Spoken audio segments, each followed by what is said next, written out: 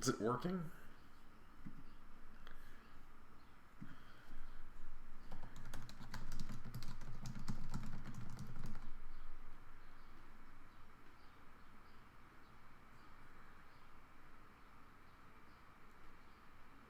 There it goes. Awesome. Okay. Hello, everybody. Welcome back to Numero Dos.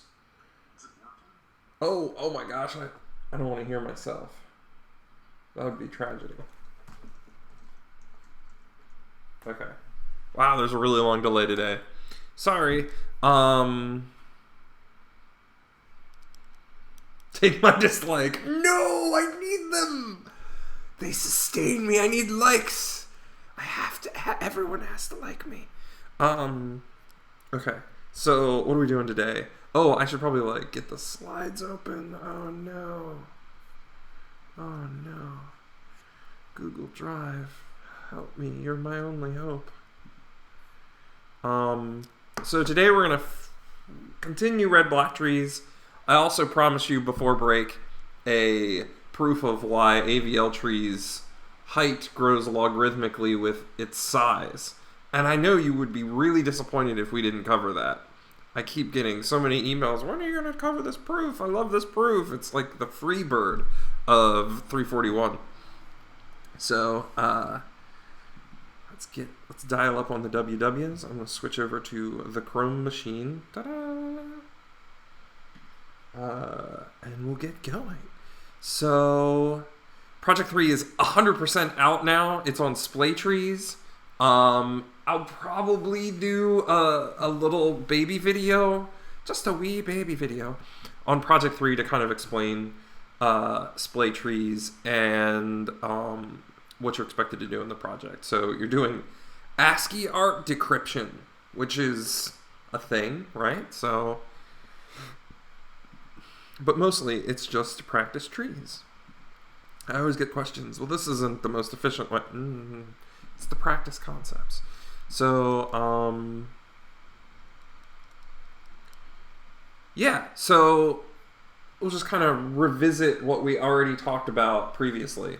So last time we talked about, well, what is a red-black tree and why do we use it? Well, a red-black tree is kind of another flavor of balancing a binary search tree. So splay trees are as well. So there's this family of data structures, and the goal of those data structures is to keep a binary search tree balanced so that it doesn't become a linked list. That's all of these things are trying to combat that problem of, in the worst case, you can have a binary search tree that you don't balance. In its worst case, it just becomes like a long linked list, or maybe like a linked list with a couple things, a couple little tiny twigs coming off the side. But you really want something that's like much more square shaped, or triangle shaped, because that triangle shaped is what guarantees us logarithmic growth, which is what we want. We want to be able to say that we can insert, retrieve, and remove in logarithmic time, because if we can do that, then we've improved on our linked list implementation of a sorted list,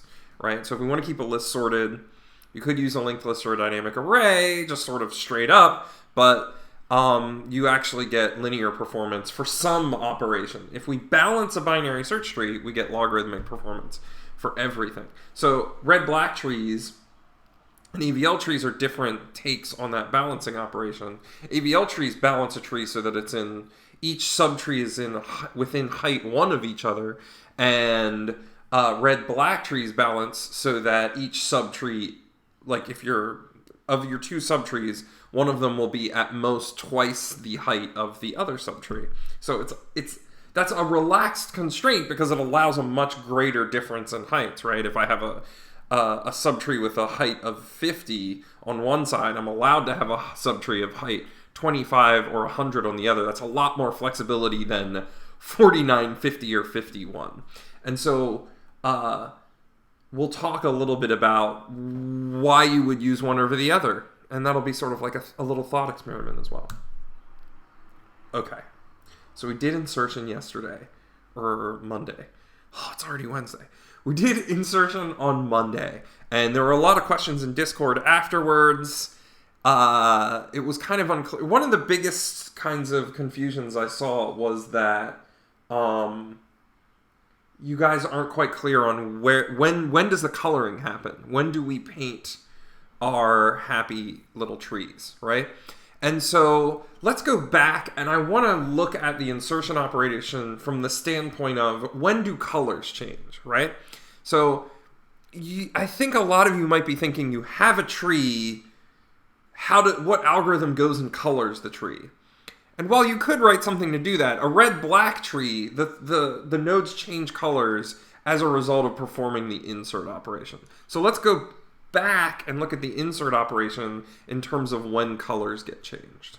So the first thing in our insertion algorithm, we are inserting nodes initially as red, right? So when you put a new node in, wherever you find a spot for it, it initially starts red. If it's the only node in the tree, that means it's the root, and that would violate our root property. So at that point, that's when we color it black. So things start red, and then they get colored black after they've been inserted. And then that's kind of how it works. Is you put something in as a cheat day. Remember, it's kind of like a cheat day. And the kind of the idea of the cheat day is that we're not letting it count towards our height. So that makes sense. We put something in and we don't want it to count towards our height unless something in the tree requires that we do that. And for insertion, that's a double red, meaning if I insert a red node beneath another red node, I need to do something about it. And if it's the root by itself, I have to change its color immediately to black because the root has to be black. Okay. So if we have a double red, we do a trinode restructuring. Now, let's look at these nodes, though. 4, 6, and 7 are the nodes that we're trinode restructuring. 4 is initially black, and 6 and 7 are red. After we do the trinode restructuring, we make the new root, whatever that would be, which is, in this case, 6, black, and its two immediate children red. So what's happened then is that 6 has gone from red to black, 4 has gone from black to red, and 7 has stayed the same. So we're not only doing a trinode restructuring here, we're also recoloring the nodes as we restructure them. Everything outside of U, V, and Z in this diagram is... Oh, I can't see my pointer. Everything outside of U, V, and Z in this diagram is safe from recoloring. It will not change colors because the algorithm doesn't attempt to do that. Okay. All right. So that's... In this case, when your anti-dubs is black, you do the recoloring after the restructuring. If your anti-dubs is red, you only do recoloring. You don't do any restructuring. And the way you do recoloring is you have your parent and your aunt. You have your mom and your aunt. They are red in this case, right? Because we're a double red, so we're a red child of a red node, and our aunt is red. So that means our parent level, our parent and aunt level is red. And therefore, our grandparent level must be black, because otherwise there would have been a double red in the tree before I inserted. And the whole purpose of doing these algorithms is that you will result with no double red. So we are always inserting on a valid red-black tree. So that means that our grandparent is black. So if our aunt is red, it will always look like this or some mirror of it. Either maybe the 6 is over on the right or it's in one of these places. But your parent level will always be red and your grandparent level will always be black. So then this recoloring operation is pushing that red level up. So we're painting our parents black and then we're pushing the redness up to our grandparent.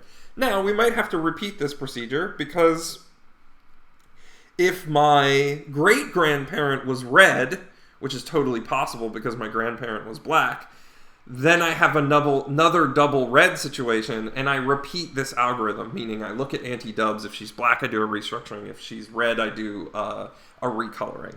Okay? So that's when the recoloring happens. It's in the insert procedure. And as we're about to see, it's in the remove procedure. So everything goes in red, and then the insert and delete methods are the things that change the color. I also saw some questions about, well, color, where's the color stored? You can just put, in each node, you can put a Boolean that says is red or is black, however you want to do that, so that when you're checking anti-dubs, you can look at the, you basically go to your, you would navigate to your ant, and then you would, by using parent pointers and children pointers, and then look at that variable stored, that Boolean variable stored. Okay, so that's kind of, those were the lingering questions I saw on Discord. Keep them coming during and after lecture. During lecture, I'm looking at, when you see me look over here, I'm looking at the YouTube chat. So pop some questions in there, and if I see them, I will do my best to answer them. So I'm going to pause for a second and see if you guys have any questions about the recoloring or just insertion in general before I go into removal. Okay. Cool. And I'm going to wait until the stream catches up.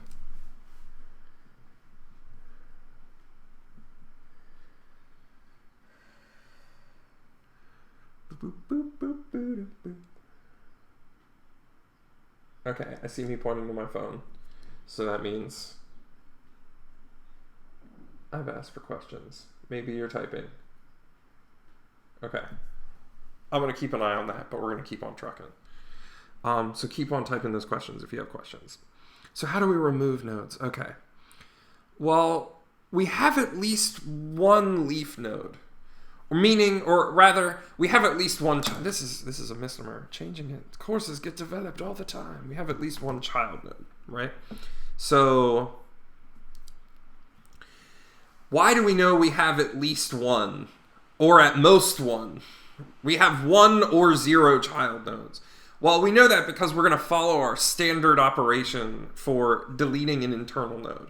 So if I had 2 nodes, wait, we have at least one child node. Oh, wait, because we have the fake dataless babies. Sorry. So we have at least one. Oh, no, this was correct. I shouldn't just second just mark. One leaf fake dataless node. So we have at least one, not left. Hold on. This is watch me struggle with typing. Okay. We have at least one fake dataless baby as a child. Why? Because either we have 2 because we were deleting a leaf, or we were deleting an internal node, we swapped it with its in-order successor or predecessor, meaning that we have at most one real child. We have at most one real child. And again, that's because in the worst case, we did that swap with the in-order successor. And that's why I did all the jumping around in class about, this is like an interesting thing to note, because when we do red-black trees, it's something that we have to be able to assume. Okay. So V is the internal node that we're trying to get rid of. It's the victim. V is the victim. W is the external node removed, and by external we mean fake dataless baby, and R is the sibling of W. R is the one that will remain. Okay? So if we look down here, I lost my glowy pointer bit. If we look down here, V is the victim. This is the one I've said, I'm going to remove 8 from this tree. R is what's going to take its place when it leaves. R is the one that we're going to remove, and W is the one... R is the one that will remain. Damn. R is the one that will remain, and W is the one that we're going to get rid of. So what'll happen is we get rid of 8, R will take its place, and W will go away. R might be a fake dataless node, or it might be a real node, right? So if this was, say, 7, then we're deleting 8, 7 will take 8 spot, and W will go bye-bye. Because it's a fake dataless node. So we can delete it without actually changing what's in the binary search tree. All right. Keep those questions coming if you have them. This is tricky stuff. So we have to do the naming first. And on the cheat sheet, also, if you're at a computer device and you can bring up the cheat sheet as well while I'm going through the lecture slides, that'll help because the cheat sheet is a more concise, condensed version of all this, and it's what you'll be using to practice, hopefully, and what you'll be using on the exam to figure out how to do the red-black trees and how to do red-black tree operations. All right. So if either V or R was red, then we can color R black and we are done. What? So basically what we're saying is, actually, I'm gonna try out drawing. So, wish me luck. We'll save that prove thing for later. So I have some node that's my parent, and then I have this node that I'm gonna remove, and it's V, and I have this node that's gonna remain. It's R, and I'll put some data in it, like 10. And then I have a fake dataless node, which is W. Okay? All right. So we'll say maybe this is 15, and this is 9. Okay. So these could all be black, or one of them could be red. So remember that we care about the black depth of all of the null pointers. So this isn't even really a valid tree because this thing would have a black depth of 2 and this node would have a black depth of 3. Oh, you can't see me because you can't see my cursor. Damn. This node would have a black depth of 1, 2, and these two would have a black depth of 1, 2, 3. So this wouldn't be a valid red-black tree. So what I can do is, with my magical coloring, I'll make it red. This is going to be very slow. We'll say that this node is red. Beautiful. Oh, incredible. All right, so this node is red. So this makes this a valid red. Well, no, does it make it a valid red-black tree? Oh, dear. No. I'm sorry. I take it back. Dun, dun, dun. Well, that doesn't make it a valid red-black tree, right? Because then this would have this this node. Ooh, wait, what? How did it come back? The W null pointer would have a black depth of 1, and then the children of R would have a black depth of 2. So actually 10 has to be the red node if we're coloring this red-black tree. Okay, so this is my red node. So what the algorithm is saying is, so that means now that this one, all 3 of those null pointers have the same black depth of 2. So if I'm deleting 15, if I'm getting rid of 15, then what I want to do is move 10 into its space. But what I want to do is I want to make sure that all of these null pointers still have a black depth of 2. Because we have this whole other side of the tree, and everything over here, all of the null pointers over here, down at the bottom, will have a black depth of 2. And so we want to make sure that when we do this removal, that we have a black depth of 2 in this little subtree, because that's what we expect everybody else's subtree to have, is the same black depth. So, I'm going to double check to make sure that my phone, it's like, usually there's a lot. Oh my god, there's so many questions! My phone just was not updating. Curse you, phone. Alright, I have to look. Oh my gosh. I thought I was alone. It's working. Double 341 lecture time. Everyone spam dislike. Are you going to remove the lectures? Probably not, unless someone tells me I have to. Is the stream clipping? Yeah, I don't know why it's doing that. He's on that McDonald's quarantine Wi-Fi, probably. F. Oh, there goes the stream. Did it die? I think it's back on the truss. You can't see chat yet. Okay, it's black. It's back. How do we make sure we recolor the ant of the current node, though? We're not recoloring the ant of a current node on an insert. How would the biggest difference case scenario occur where one branch is all black and the other alternates? Would it just occur naturally from the procedure? Sure could. And it would occur. It would recur as a result of insertions and deletions, where you have that like worst case scenario. If you're just doing insertions, I don't know if you can end up with an all black subtree. Maybe you could. That's a very interesting thought experiment. Are you going to remove the electors? Probably not.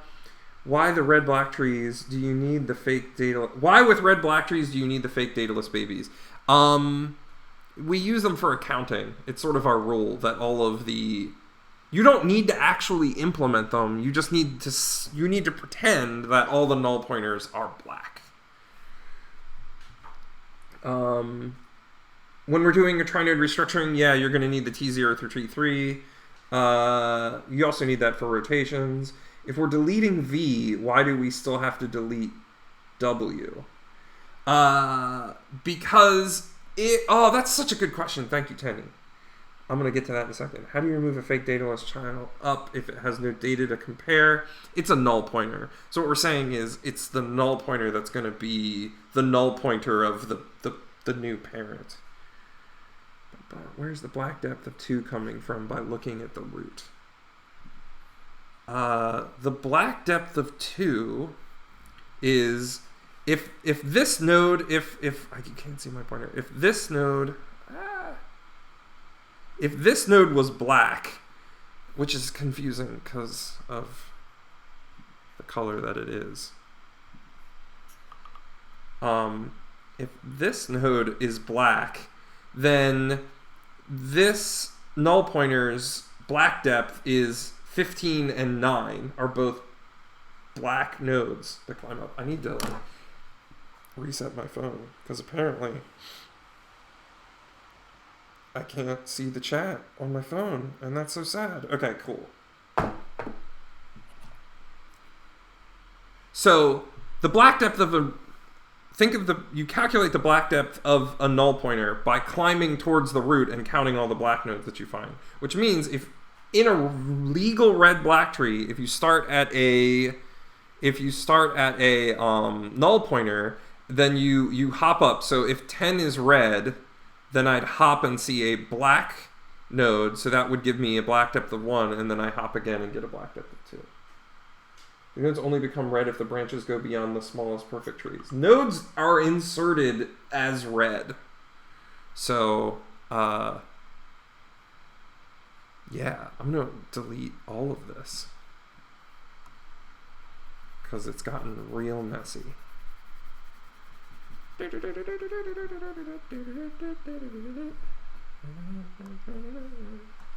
Come on. Oh, black. Okay. All right. So let's try this again. So 9, 15, and then down here, I'm going to change colors with my mouse because that's easier because I'm still getting used to this whole pen situation. And then 10. All right, and then now I'm going to draw the black. So this is just so much easier to do in person. Thank you for being patient. Okay, cool. So there's some other tree over here, some sort of mystery subtree. But all of the null pointers down here will have a black depth of 2. Is the null pointer included in the count for the depth? For what I'm doing, I'm not including the null pointer in the counter for the depth. If you do include it, then they'll all still be the same. So it doesn't really matter. But what I'm doing here is I'm counting it. I'm not counting the null pointer's blackness in the depth.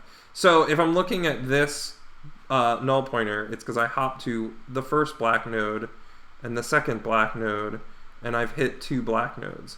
If I start at this null pointer, I go here, and I see it's red, so I don't count it. I see it's black, so I do count it. And I come up here and I see that I have 2 as well. So that's how I'm counting the black depth. After I perform this deletion, oh my gosh, cat battles.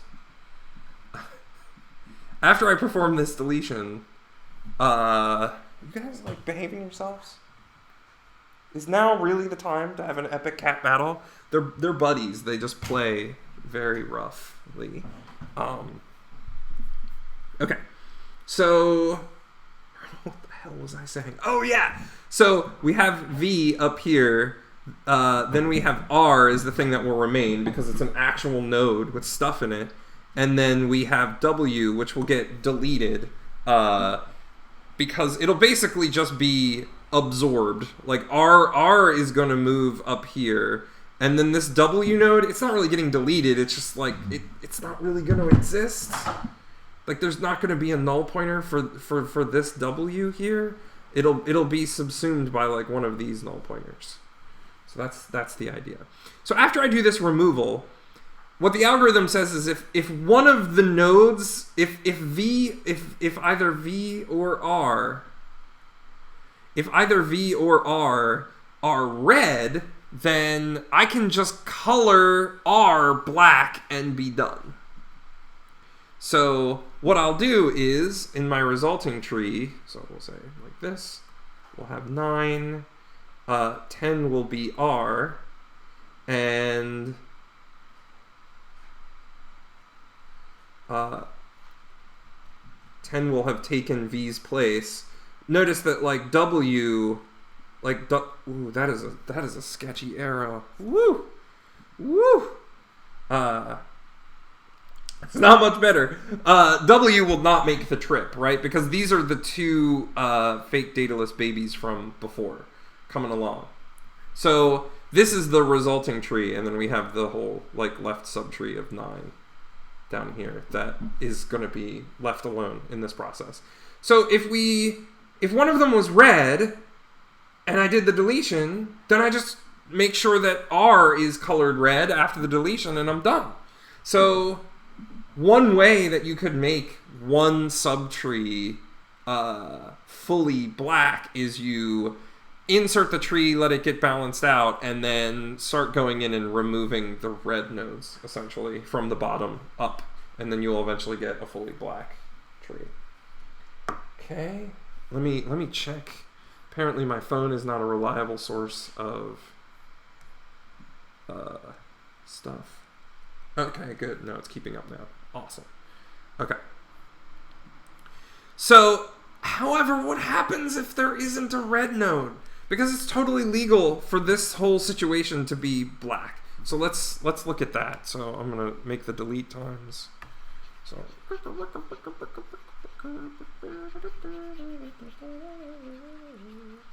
it's just like class where we have these lulls where I have to go around and erase stuff. Okay, because I really don't want to delete this thing at the top because I put so much love into it. Okay. It's really hard for me to write on this. It's a growing skill. Okay, so how would something be black? So say we had 10 and 15 and 12 and 16. And then let's just fill out the rest of the tree for giggles. Oh, not 9. No. Oh, I lost my circle too. 5, 9, and 1. So this is a fully... Oh my gosh, you battlers.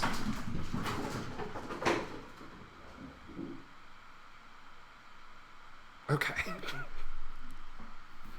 Oh shoot, I don't have...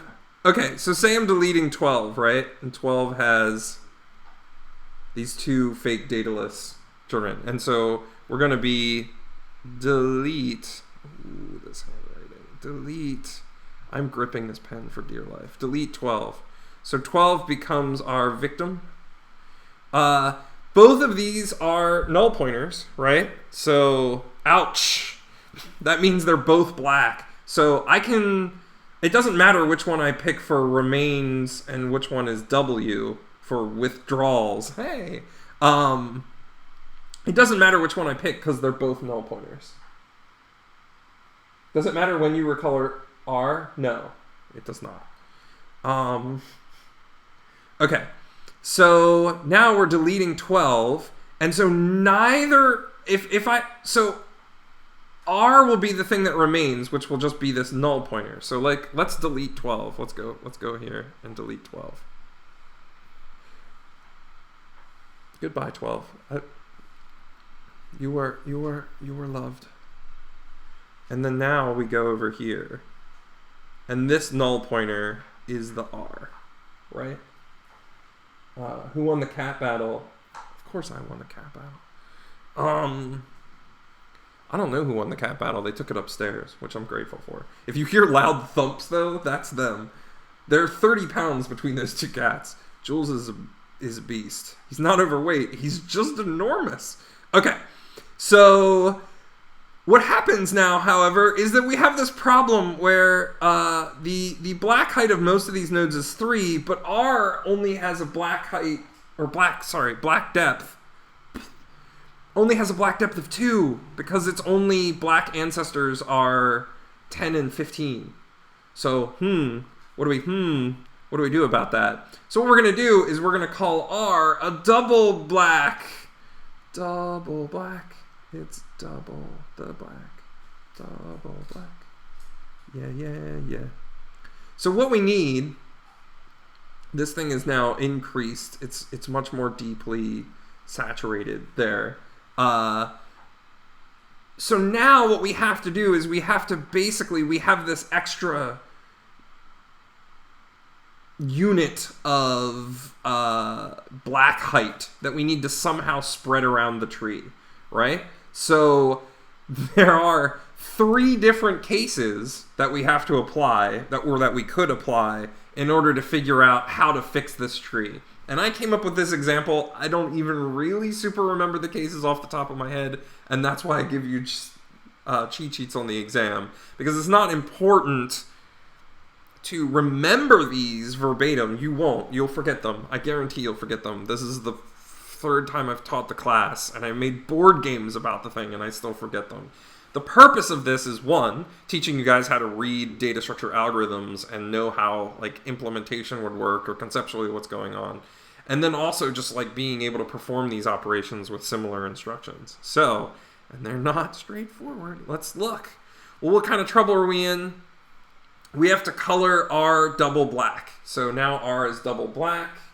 Doesn't R always become the node with data? Yes, if there's a node with data, you have to make that R. But if both of them are null pointers, then it doesn't matter which one R is. The thing is, though, if V and R are both black, then you have to color R double black when you're done. If one of them's red, you can just color R black and you're done. Nice. Would that tree be considered perfect if you had a second null pointer on the 16 node? Not after the removal. The tree was perfect prior to the removal. That's why I was able to color it all black. You can color a perfect tree with red nodes, which is, like, for instance... No, come on, Hirsch. Can you guys see these notifications? Gosh, they're annoying. You can color these nodes... assuming I still had like a node down here, you could color those intermediary nodes red and it would still be a red-black tree. Or you could color the bottom row red and it would still be a red-black tree. But you cannot color an imperfect tree fully black.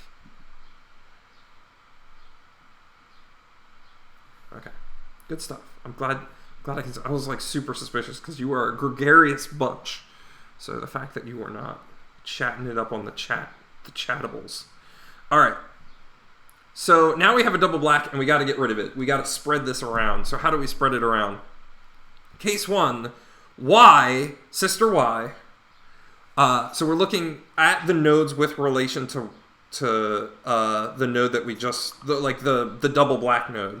And the double black can get moved around. So we might have to repeat this procedure.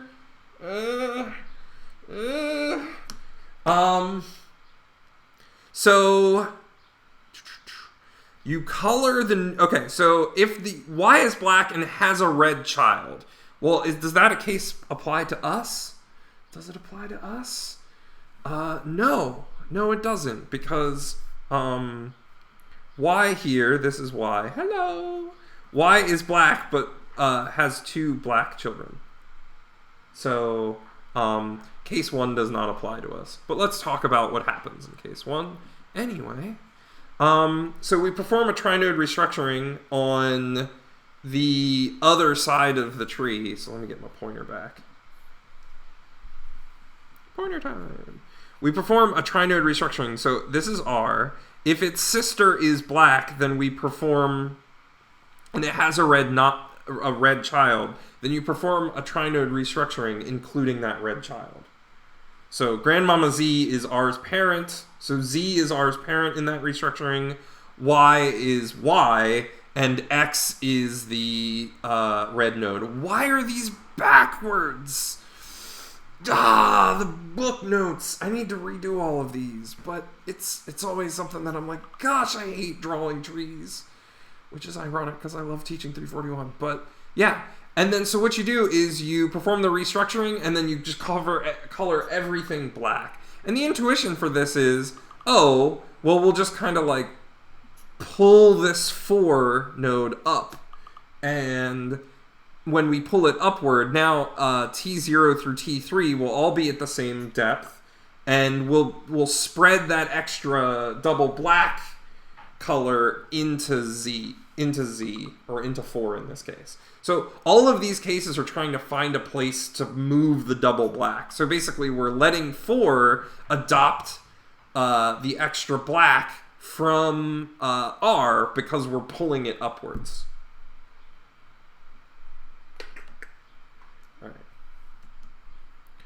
All right. What if Y is black and its children are both black? Oh, okay, so that's what we have. Perform a recoloring. Color Y red and R black. Okay, so let's do that. Color Y red and R black.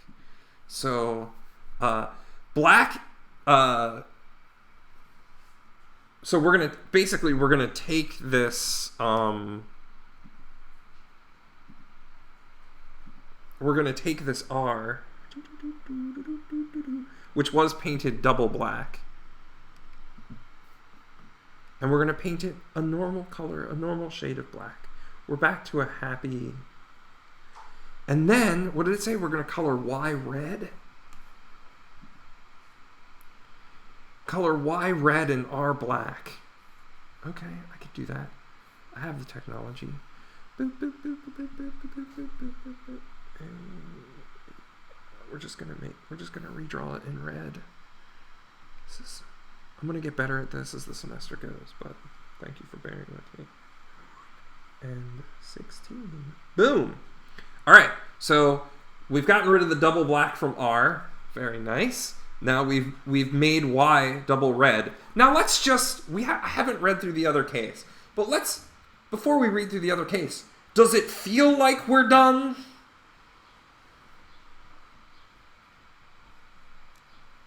It was backwards, Tenny. Yeah, I don't... The people who wrote this algorithm reversed the restructuring labels, and I need to go fix it. You are 100% correct to be confused. So do we feel like we're done? Anybody? Let's see it in the chat machine.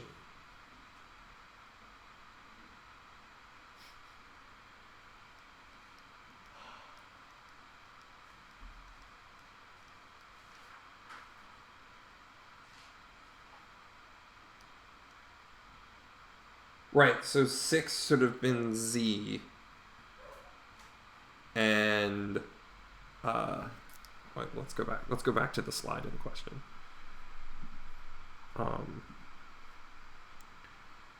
6 should have been Z, and 4 should have been X. It actually doesn't matter as long as we identify X, Y, and Z and perform the trinode restructuring on X, Y, and Z. because they're going to become A, B, and C, and so on and so forth. Nam says yes. I don't. It's like it feels like we're done. So I'm gonna say I'm not thinking we're done, because like let's look at the black depths of stuff. Come on. Okay. The black depths over here. My black depth is 1, 2, 3, and then over here it's just 1, 2. Uh-oh. Oh no. Yeah. So Evans got it. So we're not done. Oh. I mean, and this kind of makes sense, right? Like, we really messed up the tree with this removal. Like, something's gonna have to change with the black depth on this left-hand side over here, because we've run out of black nodes on the right-hand side. We are black node. We need more black nodes over there. Okay. So let's look at case 2. If X is red, so if my parent is red, color it black and we're done. We're not. If X is black, color it double black and recurse. No! And then X becomes R for the purposes of our doing of things. So, okay, geez. So now this is where our double blackness is. So I'm going to try and like very gentle.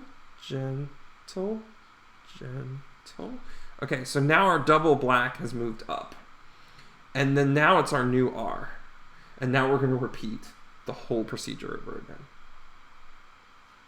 But what case are we going to be in? We look at our sister. She's black, and she has 2 black children. So we're actually going to be in the same exact case, where we need to do this trinode restructuring. Or we need to do this recoloring. But let's go back. Let's go through the whole thing. If your sister is red, then you perform an adjustment, which is just you do a trinode restructuring of your sister and one of her children, and then after that, either case 1 or case 2 applies. Case 2 is kind of the sucky one to get, because it means that you got to keep going. So, okay, we're back to case 1. We're looking at our R now. If R has a red child, we don't have a red child for our R. So we're going to go back here and we're going to see, okay, Y is black and its children are both black. So we're going to do a recoloring. We're going to color Y red and R black. Okay, so we're going to color Y red and R black. This may take 6 to 7 hours. So if you need to go get a cup of coffee or call your mother or take a short nap. I don't even remember what that number was, but I don't really care. I think it was 5. For here, we have 5. And then we look at our parent. Our parent is also double black. Or our parent is also black, so now they're going to become double black. But I'm going to get rid of... Oh, no, that's not the eraser. I'm going to get rid of... No, that's still not the eraser. I'm going to get rid of this.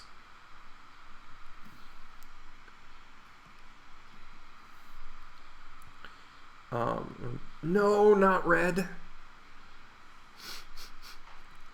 This is probably upsetting so many of you. Okay. Okay, and now our root is the double black. Okay. Now ask the same question again. We know for case 2 that we have to recurse to the double black, but are we done now? Are we done? We know we have a double black at the root, but are we okay with that? Is that a good thing or a bad thing?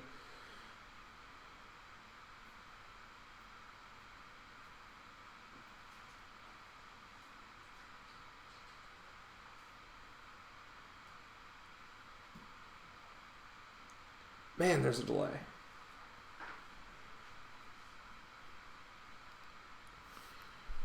You can see the delay in my stream. No, No. Why? What is this? Get this away from me. This is how delayed it is. It's pretty delayed. If you guys have been chatting. Okay.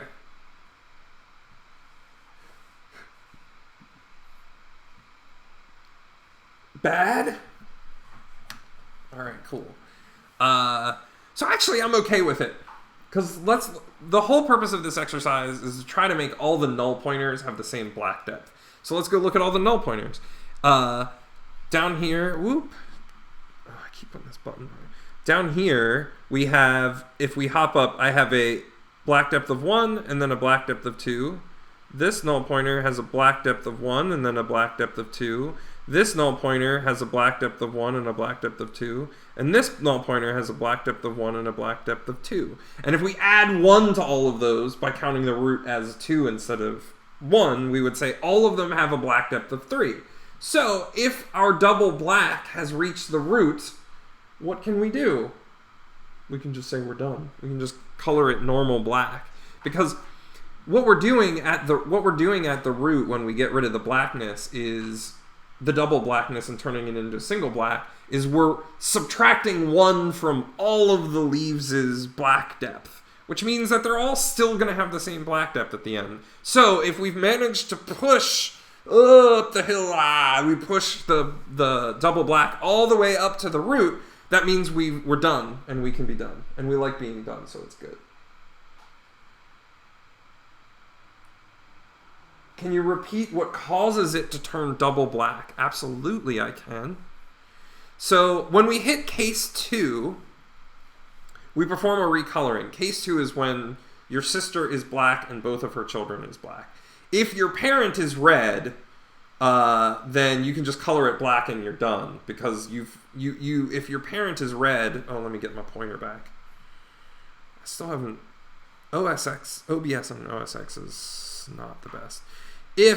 So I have this double black. If my parent was red, I can just color my sibling red, and then I can basically swap the colors of my parent and sibling, essentially. But if they're both black, I don't have anywhere to get rid of my double black, and so I need to make my parent double black.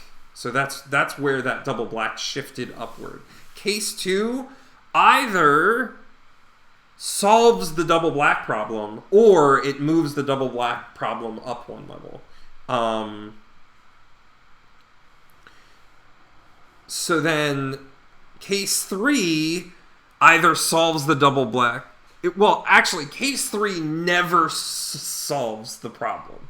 Case 3 is the saddest case, actually, because it's always going to perform this trinode restructuring, and then case 1 or case 2 will definitely apply. So case 3 is sad, but case 3 is also only going to ever be applied once. So the thing is, we're going to either... Case 1 is good, because if you get a case 1, you're done once you apply case 1. So we love case 1. And case 1 has 1 trinode restructuring. Case 2, we're not super enthused about case 2 because it can mean that we have to repeat up the tree multiple times, which isn't great. But also it's just recoloring, it's not performing a restructure, which we like because that code is simpler to do. And then case 3, it does a restructuring, but it guarantees that it'll never have to repeat itself again. So here's a riddle for you guys. Looking at these 3 cases, and again, I encourage you to go look in my slides and find the cheat sheet, because all 3 cases will be on the same page. What is the maximum amount of restructurings? Now, adjustment is just another name for a restructuring. What is the maximum amount of restructurings you can possibly incur in a deletion?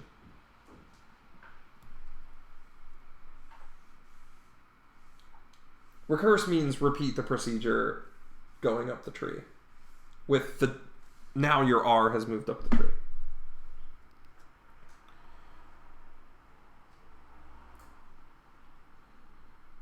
Yeah, once the double black reaches the root, you can just make it a single black, because you've basically, it's kind of like when we put if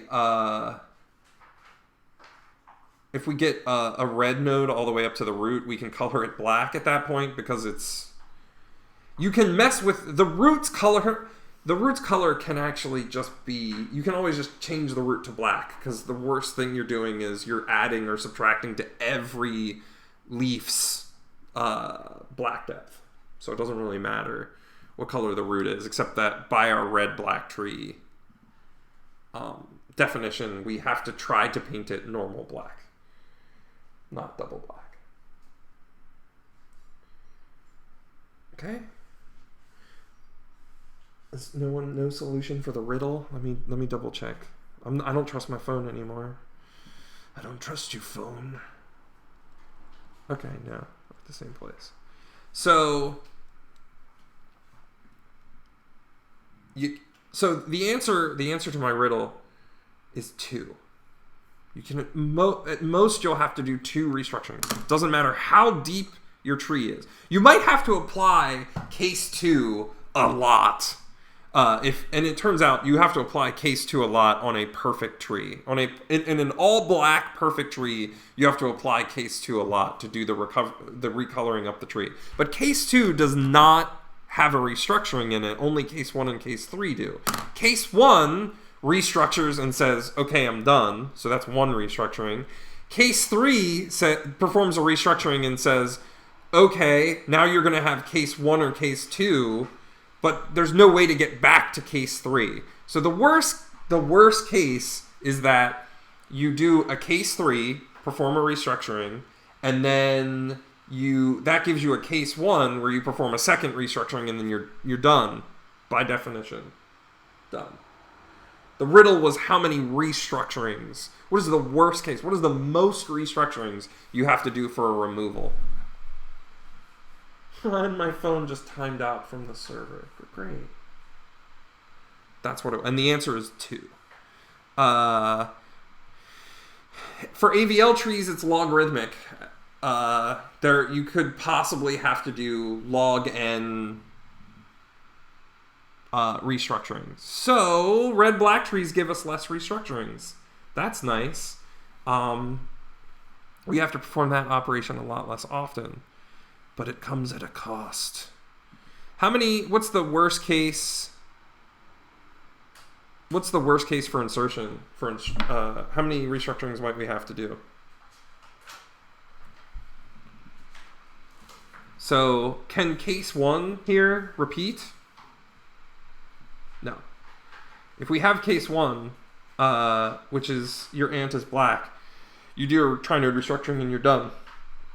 So that's one restructuring. Case 2, now case 2 can repeat itself all the way up the tree, but it doesn't have a restructuring in it. It's just a recoloring. So case 2 can go all the way up the tree, and you're good at that point. So that means that insertions can have at most 1 trinode restructuring, and deletions can have at most 2. Whereas it's logarithmically many for AVL trees. Okay. And so now it's time for the would you rather.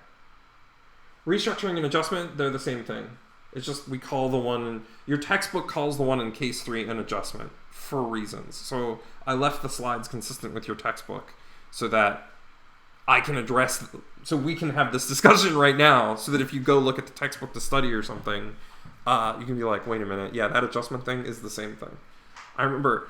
Because, honesty hour, when I was preparing to teach fall 2018 after being a grad student in an industry, I hadn't looked at red-black trees since 2004. I didn't remember any of this stuff. So I read the textbook to prepare myself to teach it, and when I got to that adjustment bit, I'm like, why did you come up with a different name for this? I don't know.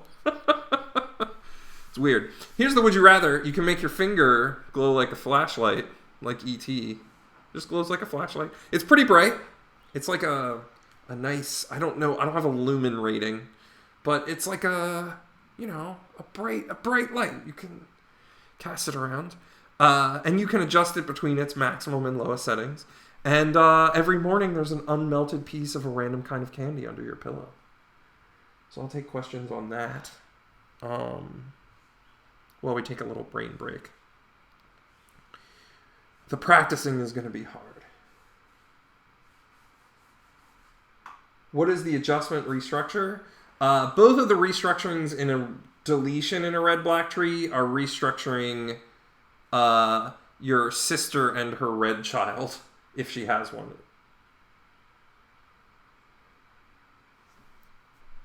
I think in case 3 it doesn't matter. You just pick one of her children. So you're restructuring your parent and your sister. So remember, in AVL trees, your Z, the thing that you're like including in the restructuring, is typically your grandparent or further away. Here, you're restructuring starting with your parent and your siblings. Which means that R will always be one of the T0 through T4. Can you turn off your finger light? Yep, you can adjust its brightness anywhere between nothing and fully brightened. How big is the candy? It's like an individual little fun-size wrapped candy. But it is a random candy sampled from the universe, and it is non-toxic to you. These are frequent questions I get about this.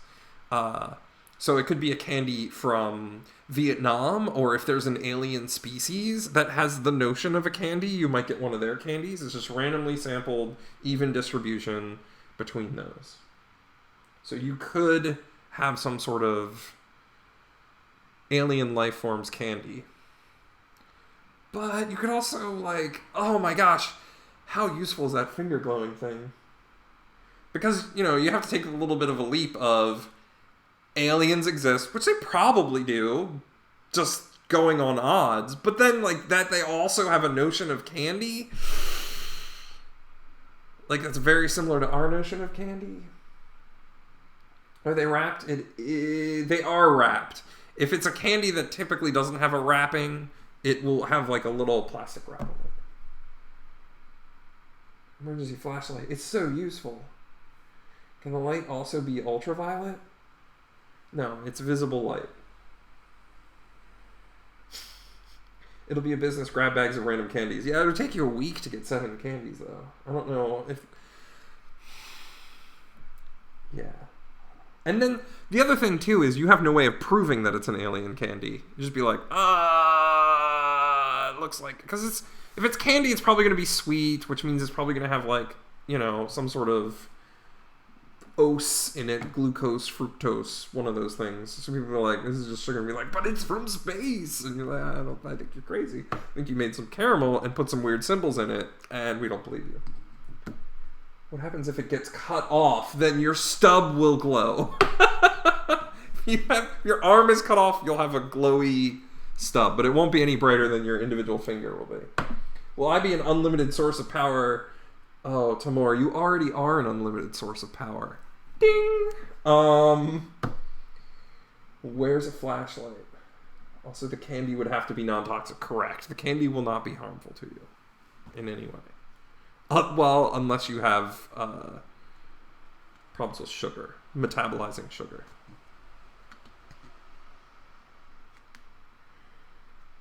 How often UMBC lost power? The finger light is useful. It's true. What if you don't have any fingers? Then whatever part of your body, whatever extreme of your body would be closest to a finger now has the ability to glow. So I guess it would have to be, like, at worst case, it's like you've amputated your full arm. Because I think if you go any further than that, you start to not have, like, the ability to be the living kind of person. No health rest with the flashlight. If you wear gloves, you've just covered up your light. That's all. It doesn't get any warmer than body temperature. Does the flashlight burn calories? No more than the usual amount. So your body will divert energy somehow. All right, let's make a poll. It's fast poll time. I have to say, even though there are less of you guys, you participate way more in the polls, and I appreciate that a lot because, you know, we gotta know. Flashlight, finger, or what was the other one? Oh, the candy thing. Yeah, pillow candy. Flashlight, candy. We're gonna make this, as we always do, animals. And then go, go, go.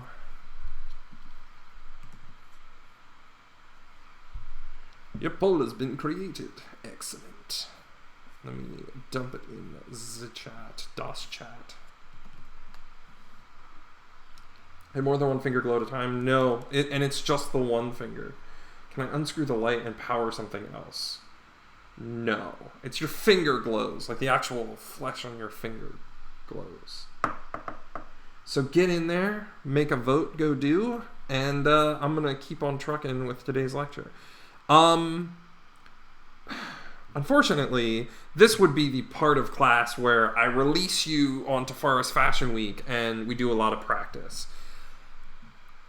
I could sit here and make you guys watch me fumble through drawing stuff out, but what I will tell you to do instead is this blank on the back. Grab a piece of paper, and then, you know, draw like 1 through 25 on it. Get some scissors. Draw red on one side and then a different, or like just have it be two colored, and in your brain select which one's red and which one's black. It could be turquoise and pink, whatever. Just pick one for red and one for black, whichever one you want to be your cheat day, and color it on both sides, and then just do it on the table in front of you. I mean, as nice as it is to have the polish of Forest Fashion Week, ultimately, that's what it is.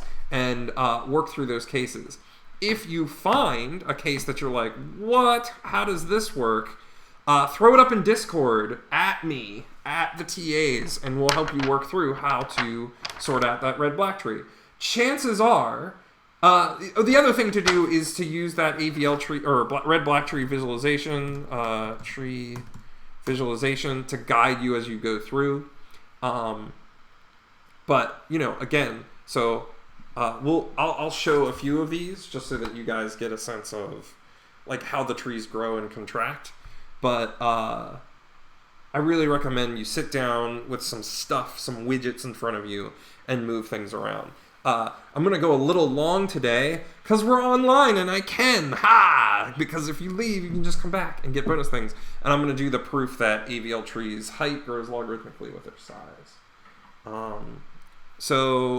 But yeah, use this visualization, cut out those things and practice it, and then you'll internalize it. It's actually hilariously funny how a complicated algorithm like this, because we have these amazing human brains. It's cool how fast you actually just learn how to do it from memory. It is a skill with a very low shelf life though. So usually after a class session, I can do it from memory, but after about a week, I forget it again. So, but the important thing is that we know how to do it with the cheat sheet. So let's talk about that worst case tree, right? We're trying to avoid the worst case. So the worst case tree was inserting numbers in ascending or descending order.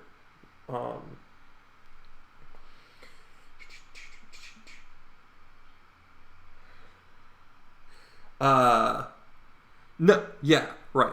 No need to sneak in that, because the other thing is I could show you even in front of me, and it's not worth the doings. Okay, so it's boom. We put in 1. So initially it will color 1 red, and then because 1 is the root, it'll be like, oh, it's the root, and they'll just color it black immediately.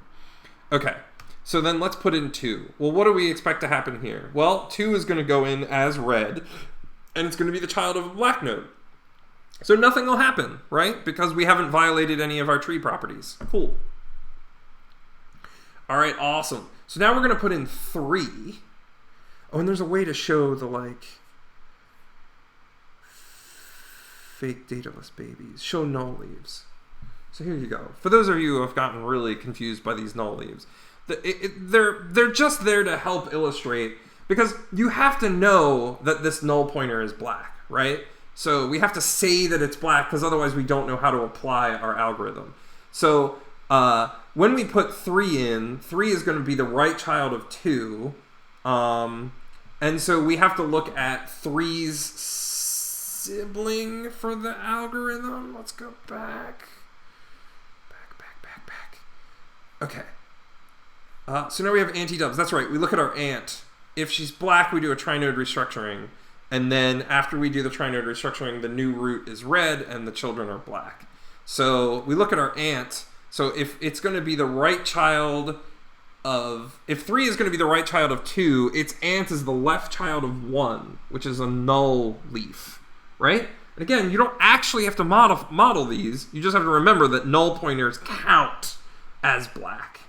So when we put in 3, it's going to show that our anti-dubs is black, which means that we have to perform a trinode restructuring, which when we put 3 in, 2 will be the new root, and then 1 and 3 will be her children.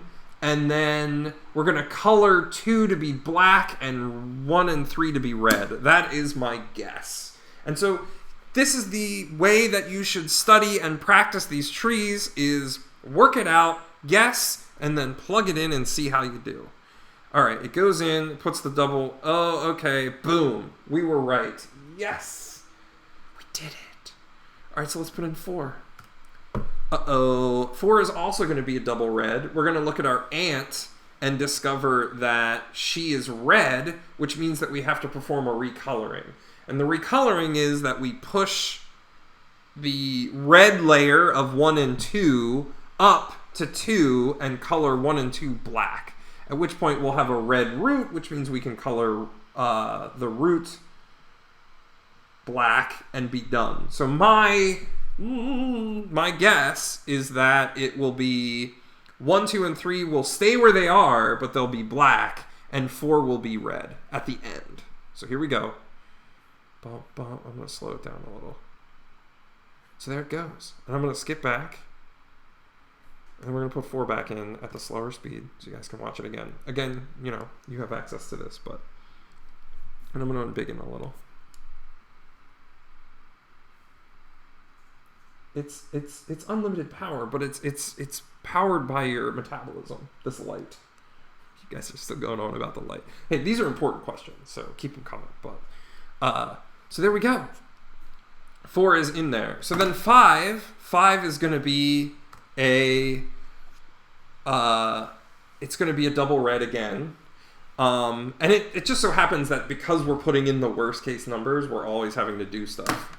Because if I put in 0 right now, it would be a red node that's a child of a black node and we'd be done. But it's because we're repeatedly putting in the worst case scenario that we're repeatedly getting these, having to do stuff. The candy business is looking better. All right, so I'm going to have a black ant of 5. 5 is going to be the right child of 4. So its ant will be this the null pointer that is the left child of 3. Okay? So if anti-dubs is black, we perform a trinode restructuring. 4 will become black, and then 3 and 5 will become red. So that's what I expect. It will be 4 will be red, and then 3 and 5 will be black, is my guess for the end of this. It's going to make me look wrong, but that's okay. Here it goes. Okay. Now we do a trinode restructuring. Boop. Yep. There we go. Black is the new root. Maybe I said it backwards about the colors. That's what the cheat sheet's for. Okay. I'm going to put in 6. So this time we're going to have a... And actually, it looks like if you put numbers in ascending order, you get case 1 and case 2 alternating. At least for now. Maybe that's not true. Maybe that's just like how it works. So this will be a case 2, which means we just perform a recoloring. And we're done. Okay. But now we're getting nervous, right? So I'm about to make the depth on the right 4. and then the left subtree of the root is going to be too short, right? And this is actually a good visualization for like, this is not an AVL tree, but it is a legal red-black tree. But it is totally not an AVL tree, right? So red-black trees are allowed to be considerably more imbalanced. So I'm going to put in 7, and we're going to watch it work its magic. The visualizer doesn't take negative numbers? Really? All right, we'll start with 50 then.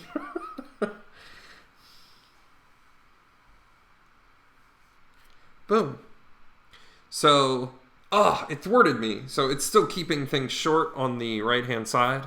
So I'm going to keep trying to add things, and we're going to try and make it so that it actually has to restructure the root. This is just going to perform a recoloring, but it's going to recolor up a while. Oh, there it goes. Boom. We did it. The root was forced to restructure. A problem I like to give on exams, and I'll just tell you about it now, is I will give you a tree and tell you to color it with red and black. So I will give you a colorless tree, and I will ask you put triangles around the nodes that would be red and put squares around the nodes that would be black to give me a valid coloring of a tree that has no color on it. So, again, if you're practicing, don't just look at the visualization like we're doing now. Definitely work it out. Try to get an answer for yourself, because that's what's going to help you internalize this, not just watching it. Like I know I beat this point to death, but you can watch a master piano player play for hours and weeks and years and still not know what to do in front of a piano, right? So make yourself work through the practicing of it, and then let the visualization tell you whether or not you got the right answer. And if you get an example that even the visualization doesn't explain well enough to you, oh my gosh, throw that in Discord. That'll be a fun puzzle.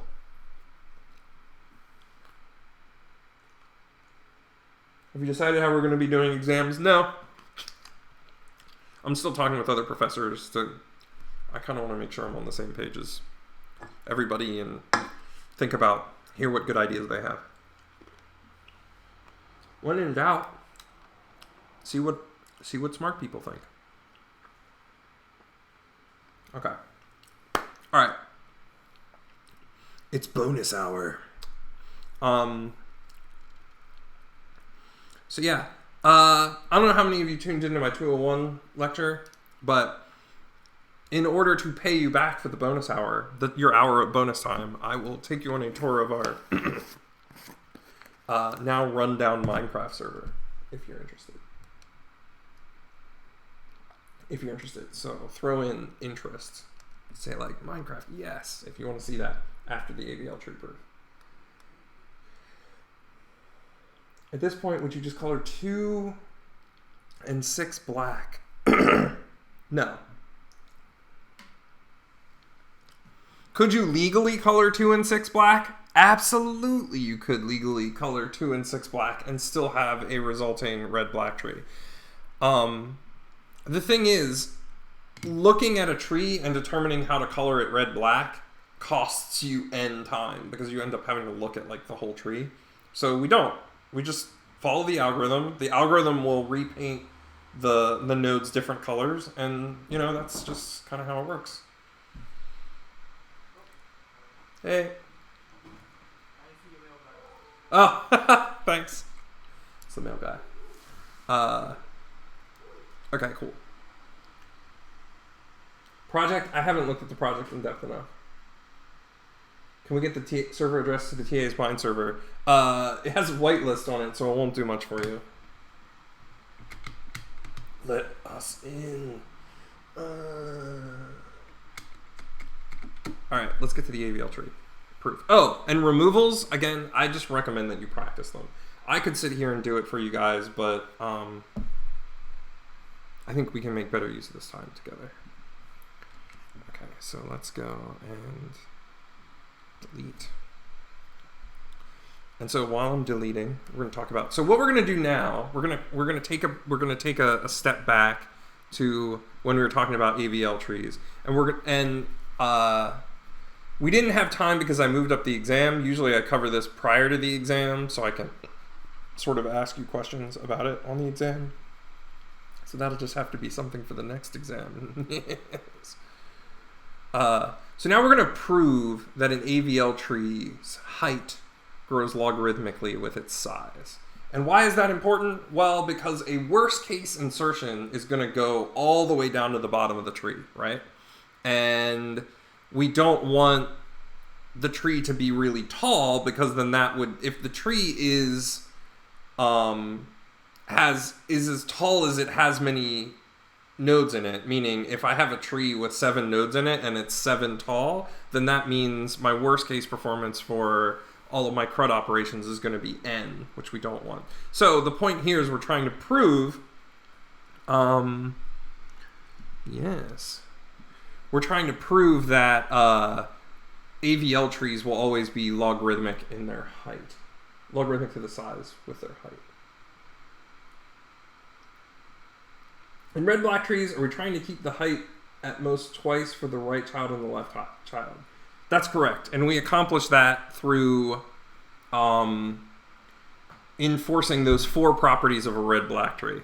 We make it so that if you look at a red-black tree through just the black nodes, it's perfect in that sense. And that property is I think it's the external property, or the leaf property, that all of the black leaves must have the same, all the null pointers essentially have to have the same black depth, which means it's balanced, right? If all the leaves have the same depth. And then we're slotting in these red nodes as cheat days, but we're making it so that a red node cannot have a red node as a child. So at the worst case, the most red nodes you can have is they alternate red and black, which means that the most imbalance you can get is a factor of 2. All right, but we're doing AVL trees now. So let's look at AVL tree of height 1. We'll just call it height 1. It looks like that. That's easy. So we're saying, what is the minimum number of nodes? The minimum number of nodes, nodes, this is laggy, min nodes for, it's really laggy, height, right? In our worst case, our minimum nodes for a height is the height, right?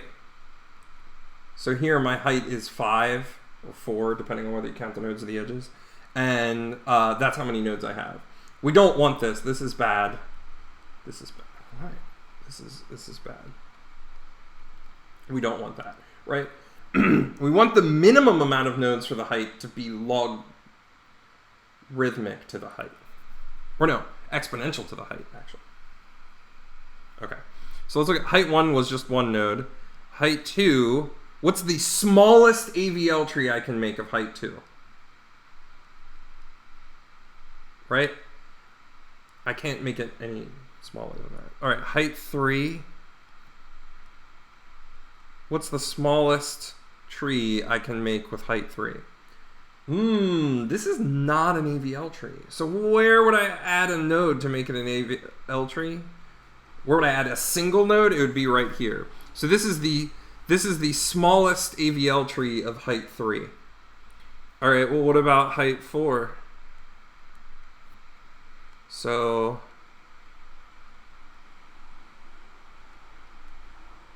I have to add 1 node over here, and I have to add 1 node over here.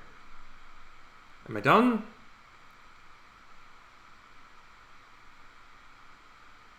Yeah, I'm done. All right, what about height 5?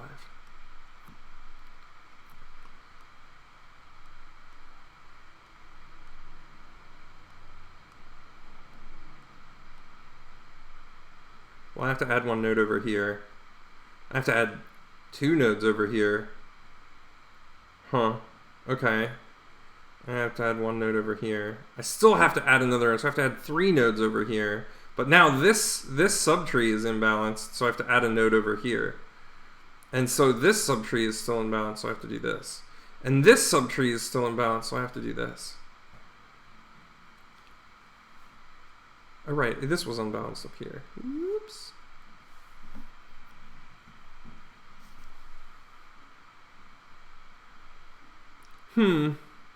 So, pattern? Anyone notice a pattern? I'll give you a second. Anyone notice a pattern here?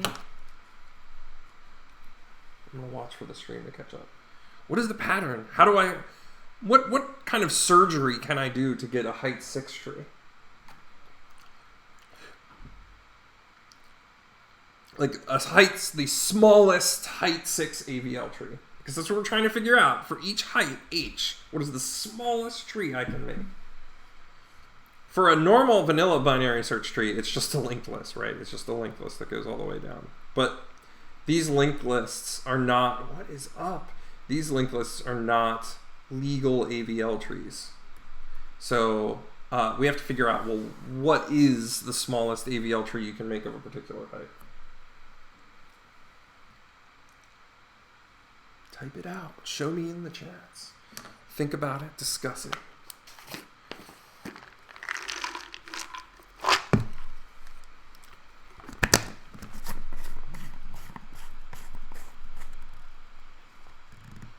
It doesn't need to be complete. In fact, our height 4 tree is not complete. Log of h minus 1. Now, I'm not talking about the size of the trees. I'm talking about how do I make a tree of size? Like when I make my height 6 tree, how do I do it? Is there some like easy thing I can do? For every 2 nodes added to the left, you add 1 to the right. All right, clue time. So it's clue time. What about using the trees I've already built? We're lazy. How do I copy paste trees I've already built to create a height 6 tree? I'm gonna go get something to drink. This is great. So think about that. How do I get a height 6 tree? Slap it in chat. How do I get a height 6 tree from... And if you're watching this later, the live chat should be available and you can see what people's guesses are and compare what you're thinking. But how do I get a height 6 tree from the trees I've already drawn? Sorry, Jules, I didn't mean to steer you.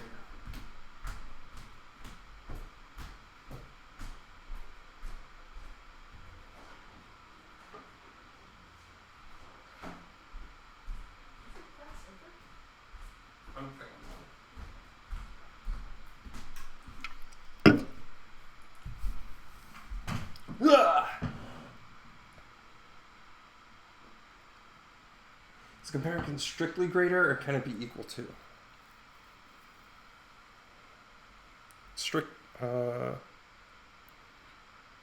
It can be equal, yeah. I was like having to wrap my brain around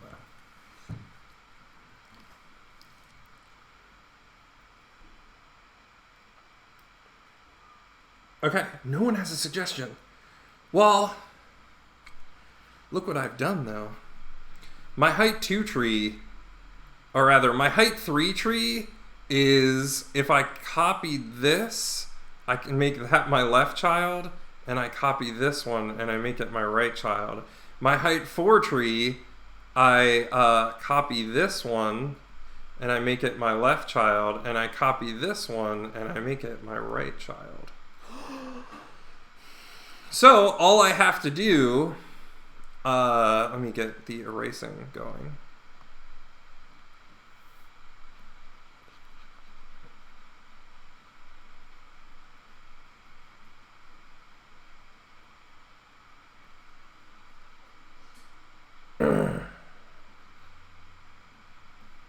So to talk more generally here, if I want to make something h tall, doesn't quite register all the time. I put in a new root node, and then I can put my n of h. God, it's so laggy. H minus 1 minus 1 over on this side, and then n of h minus 2 over on this side. So this is my recipe for a height h tree. Jeremy is still confused. Let's see if after the finishing of the drawing. So if I want to make an H6 tree, I can super hack it here. I make the left child an H5 tree, and I make the right child an H4 tree. And that is the smallest tree of height 6. If I want to make a height 7 tree, then I just make the left child a height 6 tree and the right child a height 5 tree. It's trees all the way down. Wah! This is actually kind of a fun proof. It's on the fun side of things. It almost makes me see why all the smart math people like the math thing.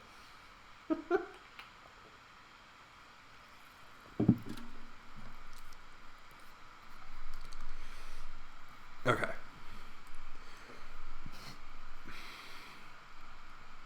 Big brain time. He gets it now. Yes. If Jeremy gets it, then everybody gets it.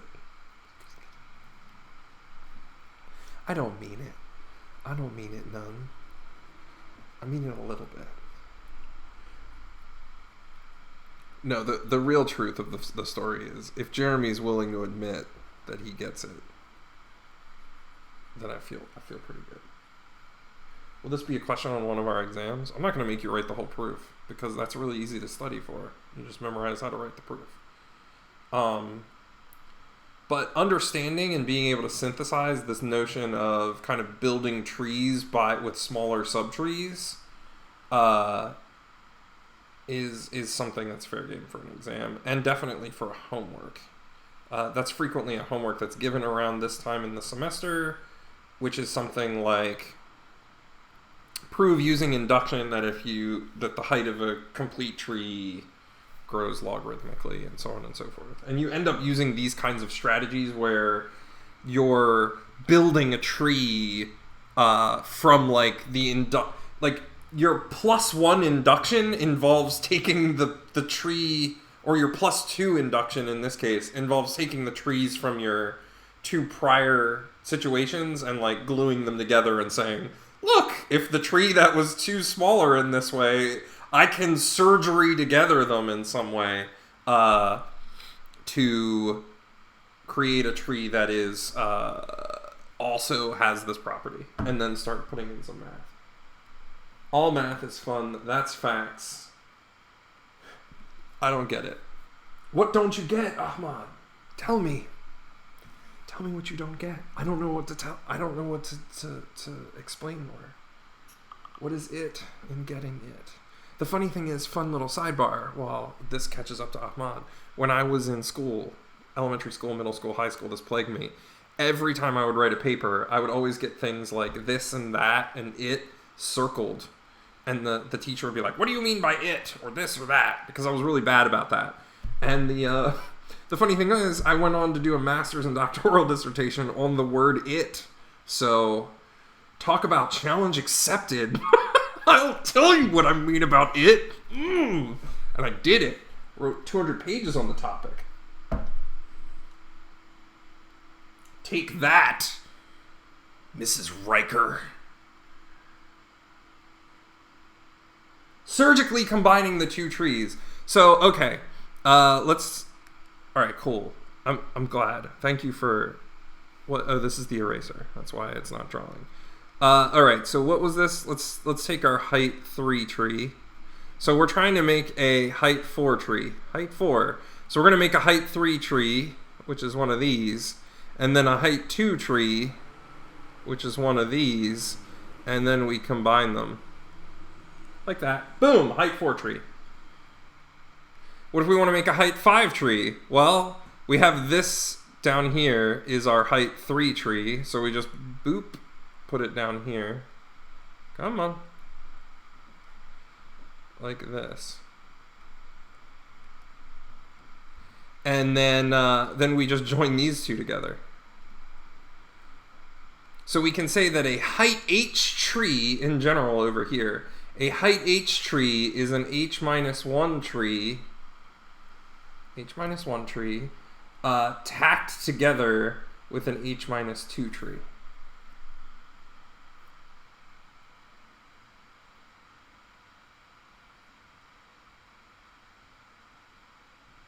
Is that really all you have to do? Yeah, that's the pattern. So this is the part of the proof where I'm trying to show you the pattern that develops when you make a tree, when you make minimal sized AVL trees of a particular height.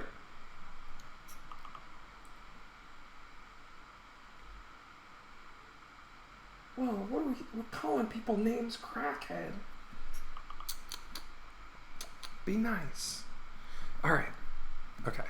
I hope that helps. I'm assuming, whoa, that's all there is to it, means that you just realized you were over timing on your brain goop.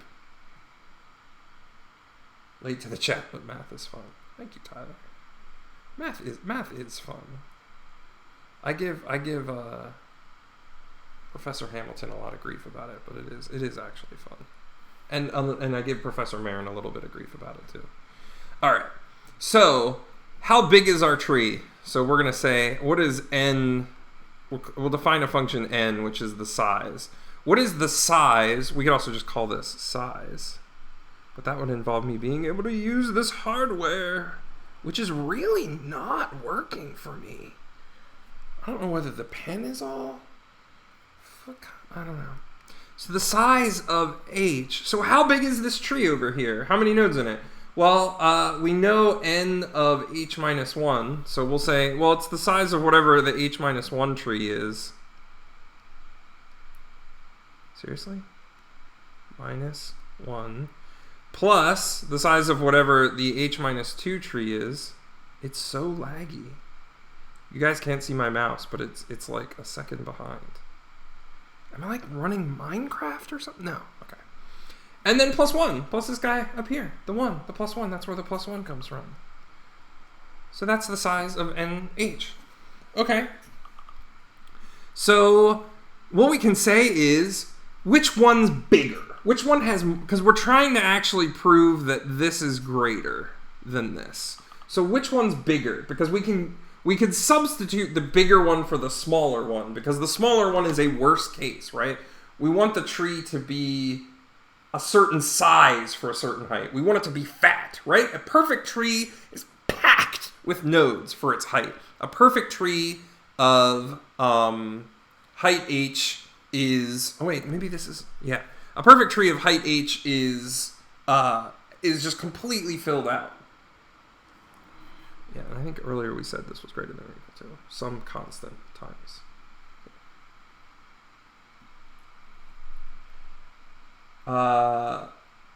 Some of my friends call me a sociopath for enjoying math. That doesn't make you a sociopath. It just means that you don't need society to have fun. Right? It doesn't mean that you can't understand or participate in it. It just means that's like, I don't need society for fun. I can think about abstract concepts and, you know, have some drinks and nutrients. So which one's smaller? The smaller one is going to be n minus 2, right? Oh my lord, this is so laggy. Is it the mouse? Is it laggy for... It's the app. Okay, I need to find something else. Like, I just installed Photoshop, but I was like having troubles with it. Oh no, I went overkill. Okay. My bad. So we can substitute. This is the smaller one. So what we can do is we can substitute h minus 2 for h minus 1 because this one's bigger. And we want to look at our worst case, which is things that are smaller. So we're going to be hard on ourselves and say that n of, oh, it's working well, and it stopped. N of h is 2 times n of h minus 2. Oh my gosh, that's not what I drew. 2 times n of h plus 1. Or not equal to. This is wrong.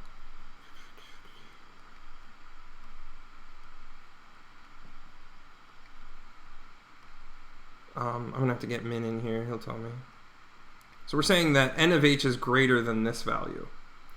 Okay. Well, we can get rid of 1 and this will still be true, right? N of h will still be... Because the actual size of the tree is going to be greater than this. Oh my god. The actual size of the tree is greater than 2 to the n, 2 times n. Oh my, is it because I'm pushing on the pad? Maybe it's because I'm pushing on the, no, it's just the app. Oh my gosh, this is getting, can I even do it with a mouse? It's like really hard with a mouse too. This is going on for so long. I know, we're like 20 minutes over, but if you gotta go to your next class. Oh my gosh, especially if you have live classes that aren't recorded. This will immediately be online afterwards. Think of this as like a little bonus compendium. Then I'm gonna play Minecraft, and then I'm gonna take a break because I'm quite tired. So now we have to do this. We can get rid of this because that will still be true, that the size of the tree will be greater than that if we ignore the root node. Okay, so now we have this recurrence relation. So we can expand this recurrence relation by saying it's 2 times 2 times n. Oh my gosh, I'm having so many technical difficulties. N of h minus 4. And then you're just doing, because you're just doing replacement here. And then I can substitute this quantity in again so that eventually I converge.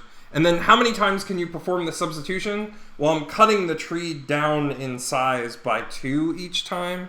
So I can repeat this h over 2 times. So it'll be 2 to the h over 2. Oh no, I keep doing equals is greater than n of, oh my god, it's like just not registering half of my touching. This is hieroglyphics. N of h, I'm doing it with the trackpad. N of h is greater than 2 to the h divided by 2.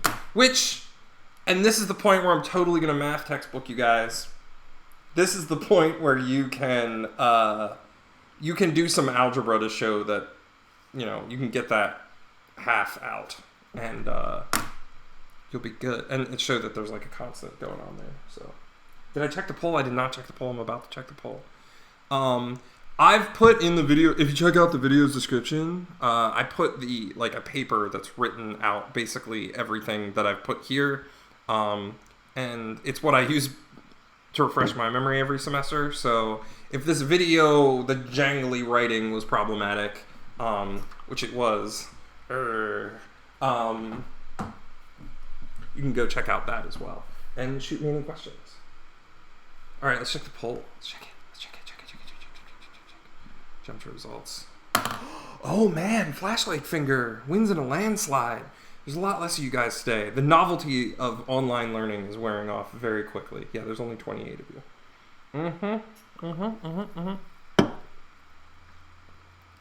Oh, okay. I'm late for another thing. I forgot. All right. Oh no, I promised you guys Minecraft, so I guess I have to do that.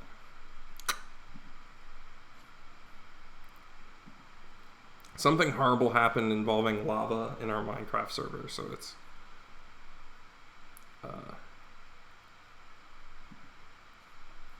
it got a little bedraggled. If you want to see it in its former glory, you can check out my Tool 1 video. Did I check the poll? I did. Where is this paper? It's in the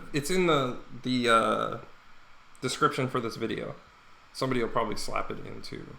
You can also just do AVL tree height logarithmic proof, and it's like the first thing that comes up. All right, multiplayer. Let's get in here. There's already a nerd in here. Oh man, it's Ryan.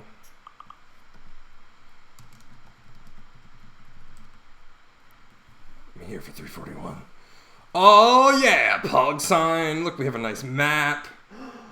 It's so good. And like we have a little chicken farm. I'll show you my house. This is my little... So this is a server for me and the 201 TAs. That's Ryan Barron. He's been prolific in this. This is Sean's house, which got upset in our calamity situation. But yeah, this is the afterscape of Sean's house. And then we'll go over here to Anna's house? We're such a fancy town. You gotta promote. Oh yeah, guys, remember to check out my Patreon. I put blogs on there. It tells you about like all my personal stuff, like, you know, my favorite haircuts and stuff. I also realized that this comes through on the stream at like 10 frames per second. That's an OBS problem. It's running fine for me. So yeah, remember to like and subscribe and just, you know, you hit that bell button so that like you know when I'm streaming, even though it's like in the institution's class schedule that you are a member of. So yeah, and then there's this. Let's go on an adventure. Sponsored by Raid Shadow Legends. Yeah, you know, I'm sponsored by, what would I be sponsored by?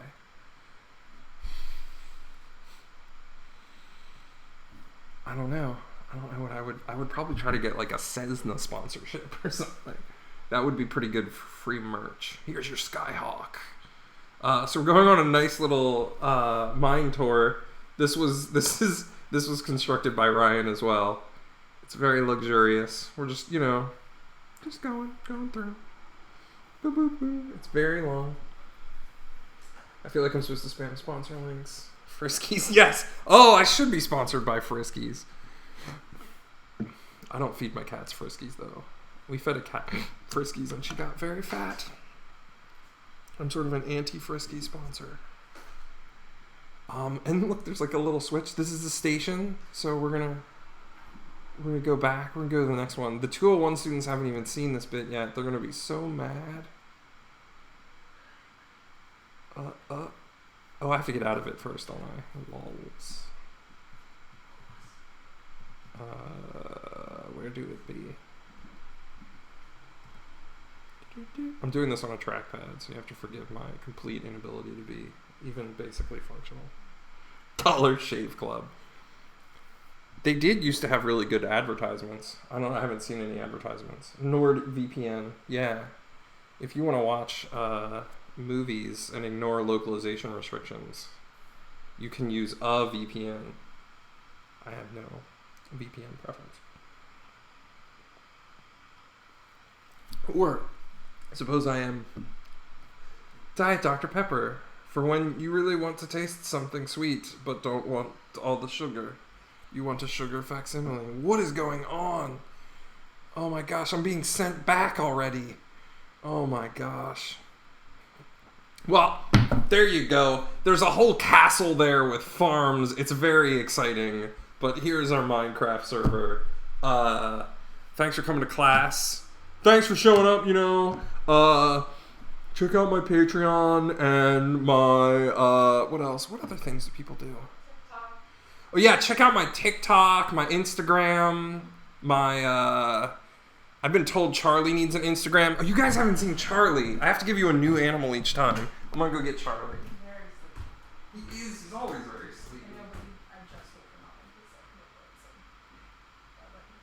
Dun dun dun dun dun dun dun dun dun dun dun dun dun. He's a vicious beast. Some of you may have visited him in my office when he was there on a Friday, but he's my dude. This is about as excited as he gets. This is usually how I hold him.